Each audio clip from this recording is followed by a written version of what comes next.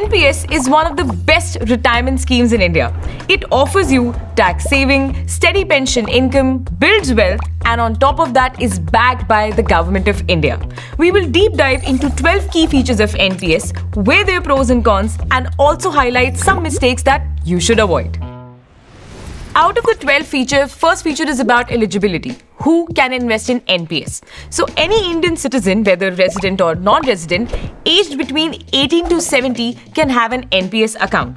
When you open such account, you get PRAN, that is your permanent retirement account number. It's like a unique ID for your NPS retirement account. Now, who isn't eligible for NPS? Overseas citizens of India, person of Indian origin, Hindu undivided family, and neither you can have multiple accounts or joint accounts.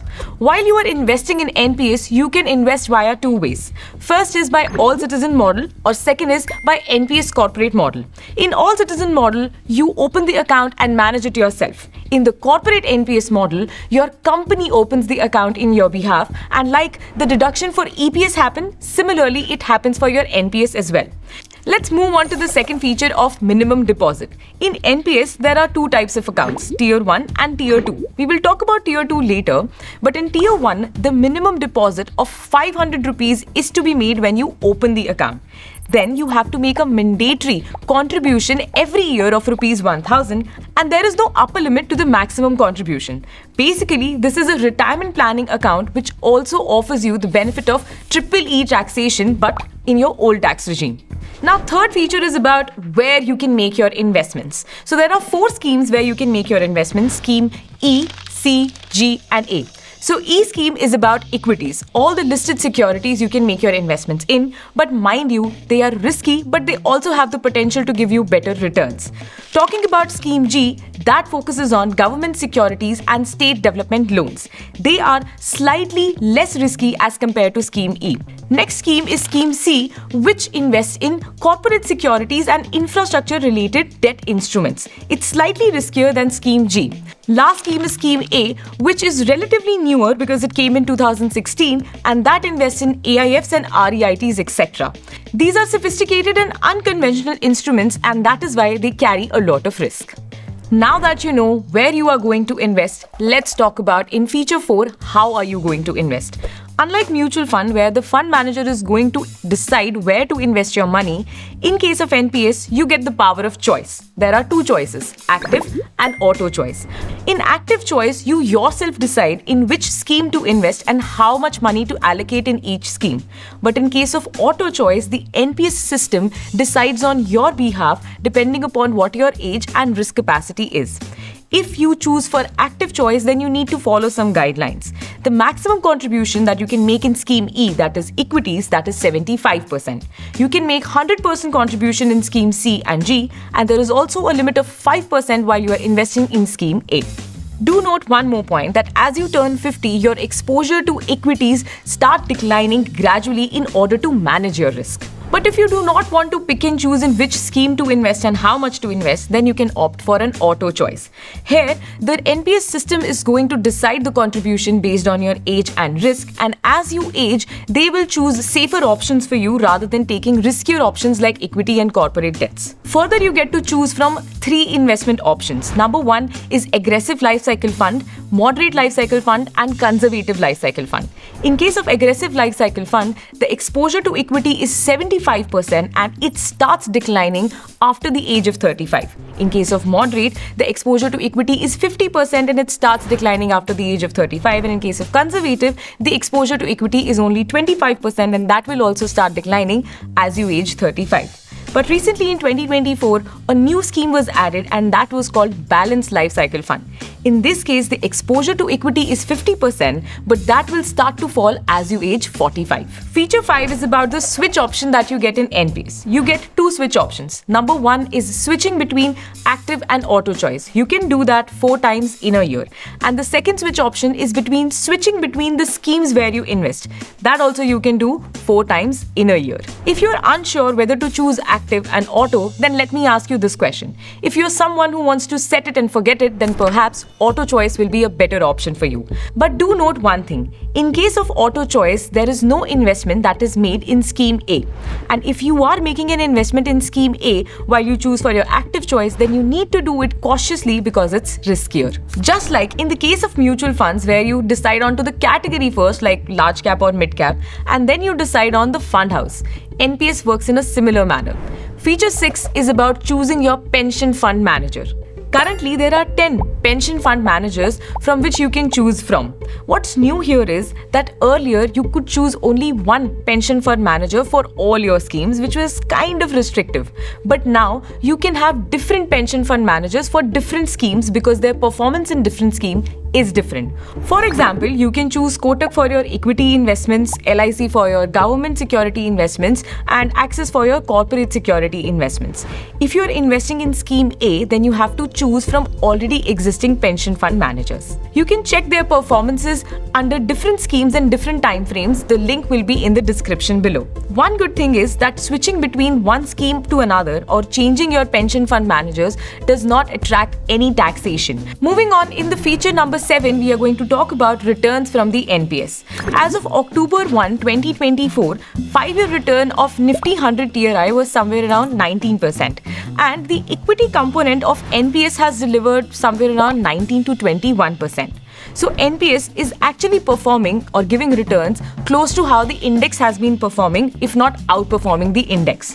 One thing to note here is that the returns of NPS will be less than the standalone equity performances. The reason for the same is because in the NPS component we have equity as well as debt. So debt kinds of provides cushion to your portfolio. It reduces the volatility but also reduces the returns. But when does this NPS mature? And that is what we will discuss in feature number 8. So this NPS mature when you turn 60 years of age. But at the age of 60, you do not get the entire NPS amount. Only 60% of it will be given to you as lump sum, and for the remaining 40% you have to purchase an annuity plan.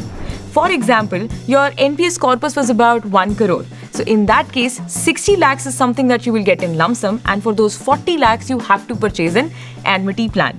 However, if at the time of maturity the corpus amount is 5 lakhs or less than that, then you will receive this entire amount in lump sum. That is 100% payment at the time of maturity. There are a few key points that you're supposed to know at the time of maturity. Number 1 is that if you wish to continue your NPS, you can do that till your age of 75 years, but the contributions between the age of 60 to 75 are not compulsory. Second point is that if at the age of 60 you do not want the entire lump sum amount all at once, in that case you can actually defer your corpus at the age of 75. That is, receiving the amount in installments. But in any case, you will have to purchase annuity of 40%. Point number 3 is that you can postpone buying your annuity by 3 years once you turn 60. Point 4 is that if you do not take any action by the age of 60, in that case your NPS account is extended and continued until the age of 75, after which it permanently closes. We have been talking about annuity, but let's discuss this in a little more detail in feature number 9. You have 15 annuity providers from whom you can purchase these annuity plan. And who are these 15 providers? The link for the same will be given in the description below. Also, there are 5 types of annuity plan and you can choose one out of those 5. First plan is annuity for life. In this case, you keep receiving pension for life. Upon death, there are no further payments. Second plan is life annuity with 100% to spouse. In this case, you will keep receiving the pension for your life, and upon your death, the pension will be given to your spouse.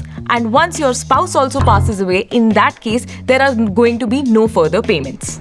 Do note, for both these plans, purchase price is not returned. For example, we had our annuity of 40 lakhs. Let's say we were only able to get pension for 10 lakhs. And after that, both you and your spouse passed away. So the remaining 30 lakhs purchase price will not be refunded. Third plan is life annuity with return of purchase price. In this case, you keep getting your pension for life. Upon your death, the purchase price is returned to the nominee and then the policy ends. Fourth plan is life annuity with 100% to spouse and return of purchase price.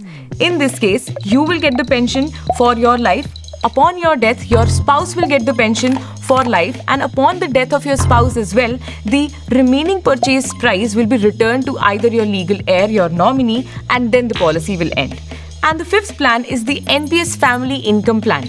In this case, you will receive the pension. Upon your death, your spouse will receive the pension. Upon both of your death, your parents will get the amount. And once your parents also pass away, then it will go to your legal heir or nominee, and then the policy will end. Now you must be wondering, it's better to have the plan where you can actually get the return of purchase price. But let me tell you, you also need to look at the return percentage. In case of per return of the purchase price, the return percentage is less as compared to the plans where there is no return of the purchase price. How much return you are going to get from your annuity, that you can check from the annuity calculators. The link will be given in the description below. For your reference, I have given a sample of how this calculator works and the annuity return offered by HDFC Life Insurance for a 60-year-old under various plans. Here you can clearly see that the plans with the refund of purchase price have lesser returns as compared to the plans which do not refund the purchase price.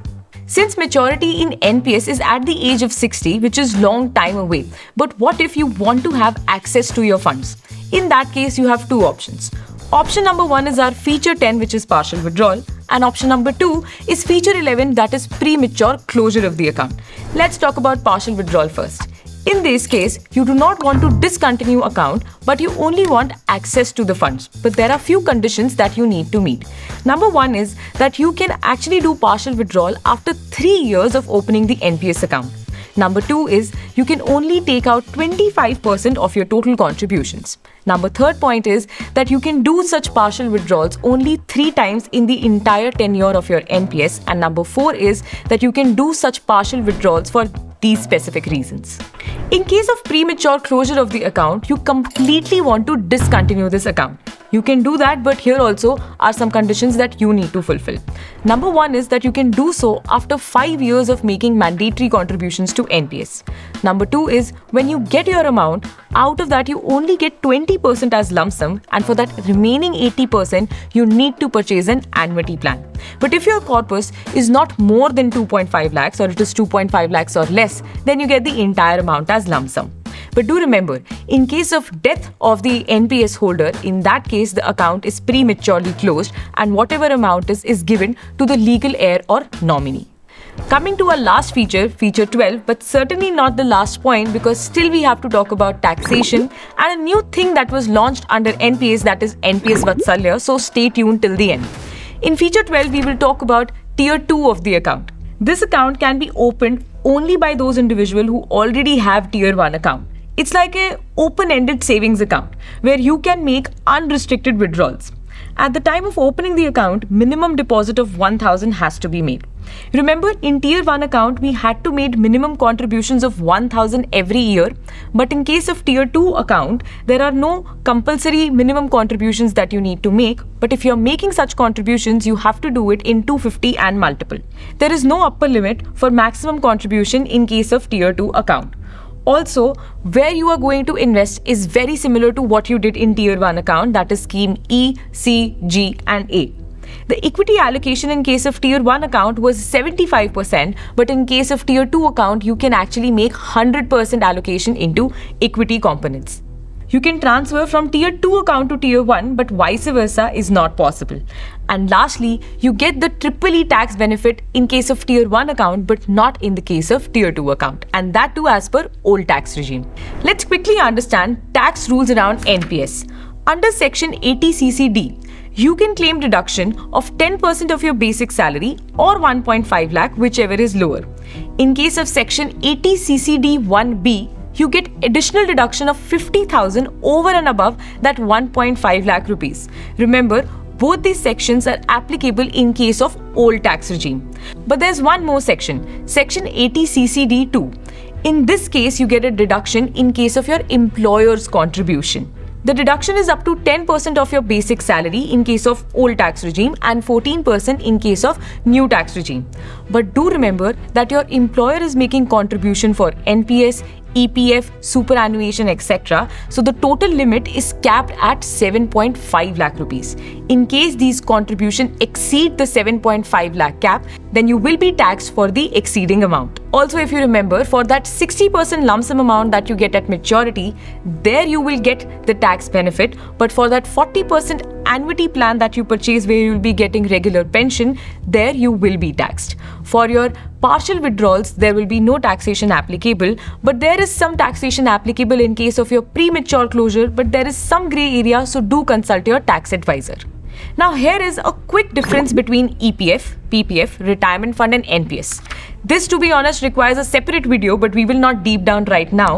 So you can pause this video and actually have a deeper understanding of this difference, which will help you in future. Now let's talk about the new thing that is launched under NPS this year, September 2024, and that is NPS Vatsalya, where parents can open NPS account for their minor children. So they open and manage the account until the children turns 18. The account is very similar to Tier 1 account, where you need to make yearly contributions of 1,000, and at the age of 18, the Tier 1 account transitions to normal NPS Tier 1 account.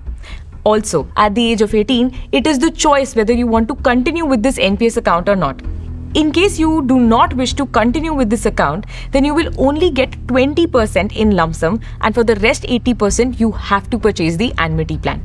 In this case, PRAN is issued in the name of the minor, and additionally, you can make partial withdrawals, but the restrictions and conditions are the same. You can only do it after 3 years of opening the account, only for 25% from your total contribution, and lastly, you can only do it thrice till the minor turns 18. Here is the quick summary of NPS for you. Pause the video to understand it better, because next we are going to talk about should you invest in NPS. So NPS offers you the benefit of low charges, tax benefit, dual investment options, etc. If you are someone who's not bothered by the long lock-in periods, the restricted withdrawals, or the purchase of annuity, in that case, NPS is an ideal option for you and for your retirement planning. But in case if these limitations bother you, then you can explore other retirement options. Remember, having a retirement plan and an investment for the same is very crucial in any case. Lastly, if you want to know how to apply for NPS or what all parties are involved in these NPS, then you do need to read our module on NPS that will be available on Zerodha Varsity. Link will be in description below. I hope you like this video. See you in the next one. Bye-bye.